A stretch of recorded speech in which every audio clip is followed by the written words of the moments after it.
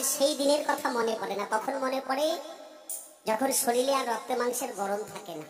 ওমা, শেষের দিনে ভাগবিন্দ প্রাণ গোবিন্দ বলে নয়নের জলে ভাসি, আর কপাল চাপড়ায় আর কপালকে দোষ দেয় আদতে এটা হয়তো আমার কপালে ছিল। ও বাবা, কপালের দোষ বলে কিছু থাকে গো বাবা। কিসের দোষ? জীবের হচ্ছে কর্মের দোষ। গীতার পাতায় ভগবান বললেন কর্মানং বাধ্যং, যার যেমন কর্ম তার তেমন ফল। এখন যদি একটা অল্প বয়সের ছেলে, আগেকার দিনের বাবা মায়েরা যারা, বয়স্ক বাবা মায়েরা যারা আছেন, আগেকার দিনে যে স্বাদ ছিল এখন কি সেটা আছে বাবা? বয়স্ক বাবারা যারা আছেন, আগেকার দিনে একজন আর একজনকে সম্মান করত। এখনকার দিনে এখন যদি কোনো সাধুগুরু বৈষ্ণব রাস্তা দিয়ে হেঁটে যায় তার কি কোনো সম্মান আছে বাবা? বর্তমান ছেলে মেয়েরা দেয়? ওমা, কেন দেয় না? হ্যাঁ, এখন বর্তমান গুরু ঘরে কেউ কিন্তু যায় না। গুরু ঘরে কেমন যায় না? এখনকার ছেলে মেয়েরা, তাদের কাছে কিন্তু এখন বর্তমান গুরু হচ্ছে মোবাইল, ফেসবুক, ইউটিউব, এটাই হচ্ছে তাদের গুরু, তাই না?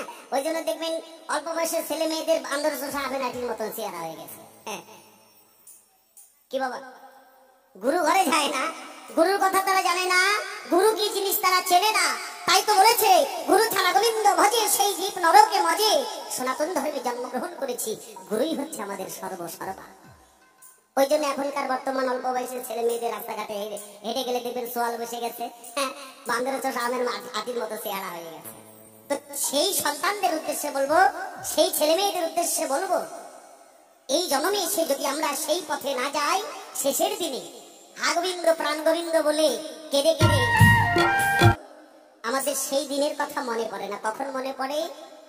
যখন শরীরে আর রক্তে মাংসের গরম থাকে না। ওমা, শেষের দিনে ভাগবিন্দ প্রাণ গোবিন্দ বলে নয়নের জলে ভাসি, আর কপাল চাপড়ায় আর কপালকে দোষ দেয় আদতে এটা হয়তো আমার কপালে ছিল। ও বাবা, কপালের দোষ বলে কিছু থাকে গো বাবা। কিসের দোষ? জীবের হচ্ছে কর্মের দোষ। গীতার পাতায় ভগবান বললেন কর্মানং বাধ্যং, যার যেমন কর্ম তার তেমন ফল। এখন যদি একটা অল্প বয়সের ছেলে, আগেকার দিনের বাবা মায়েরা যারা, বয়স্ক বাবা মায়েরা যারা আছেন, আগেকার দিনে যে স্বাদ ছিল এখন কি সেটা আছে বাবা? বয়স্ক বাবারা যারা আছেন, আগেকার দিনে একজন আর একজনকে সম্মান করত। এখনকার দিনে এখন যদি কোনো সাধুগুরু বৈষ্ণব রাস্তা দিয়ে হেঁটে যায় তার কি কোনো সম্মান আছে বাবা? বর্তমান ছেলে মেয়েরা দেয়? ওমা, কেন দেয় না? হ্যাঁ, এখন বর্তমান গুরু ঘরে কেউ কিন্তু যায় না। গুরু ঘরে কেমন যায় না? এখনকার ছেলে মেয়েরা, তাদের কাছে কিন্তু এখন বর্তমান গুরু হচ্ছে মোবাইল, ফেসবুক, ইউটিউব, এটাই হচ্ছে তাদের গুরু, তাই না? ওই জন্য দেখবেন অল্প বয়সের ছেলে মেয়েদের আন্দোলন আবেনাটির মতন চেহারা হয়ে গেছে। হ্যাঁ, কি বাবা, গুরু ঘরে যায় না, গুরুর কথা তারা জানে না, গুরু কি জিনিস তারা চেনে না।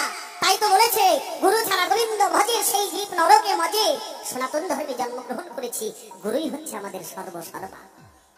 ওই জন্য এখনকার বর্তমান অল্প বয়সের ছেলে মেয়েদের রাস্তাঘাটে হেঁটে গেলে দেখবেন সোয়াল বসে গেছে, হ্যাঁ, বান্দরের চোষ আমের আটির মতো চেহারা হয়ে গেছে।